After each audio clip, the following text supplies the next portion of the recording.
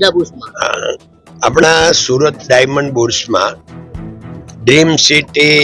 Police સ્ટેશનની જે આજે ઉદ્ઘાટન થયું એમાં આપણા પોલીસ કમિશનર શ્રી ગેહલોત સાહેબની મહેનત, ગુજરાત સરકારનો સપોર્ટ અને આપણે આ એરિયામાં જ્યારે ડાયમંડનો આટલું બધું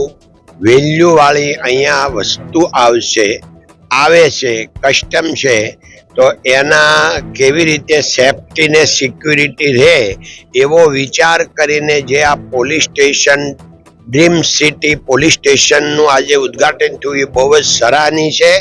અને આપણે આશા રાખીએ કે આ એરિયામાં ખૂબ જ સેફટી, શાંતિ અને સુખ રહેશે. ધન્યવાદ. કાકા, એક સવાલ છે આર્થિક સહાયની રત્ન કલાકારો માંગ કરી છે તમે? એટલે ભાઈ બધાને, આપણે સુરત વાળાને તો ખબર જ છે કે અત્યારે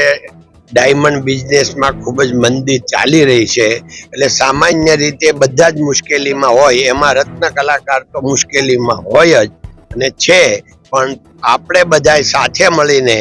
આને સામનો કરી રહ્યા છીએ અને હવે લાગે છે ભગવાનને પ્રાર્થના કે જલ્દી આમાંથી બધા બહાર નીકળી જાય. મદદની માંગ કરી રહ્યા છે, મદદની તમારી હવે આમાં મદદની વાત એ છે કે આપણે રજૂઆત કરી છે, હજી ત્યાંથી કોઈ રિપ્લાય નથી આવ્યો કે હવે અમે આ મદદ સરકારશ્રીએ શરૂ કરી છે, અત્યારે એની કાર્યવાહી ચાલતી છે, એમ આપણે આશાવાદી રહીએ. કાકા, બીજો એક સવાલ, ડાયમંડ બુર્સ શરૂ થયો છે, વર્ષો થઈ ગયા છે, અત્યાર સુધીમાં કેટલી ઓફિસ કાર્યરત થઈ છે અને નથી થઈ તો કેમ નથી થઈ?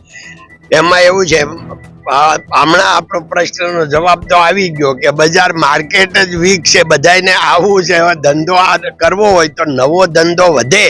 તો ઉત્સાહ હોય ને આવે, એટલે જે લોકો આવ્યા છે 101 જણા, એ લોકો ધંધો કરે છે ને પાછા 21 તારીખે બીજા પાછા લગભગ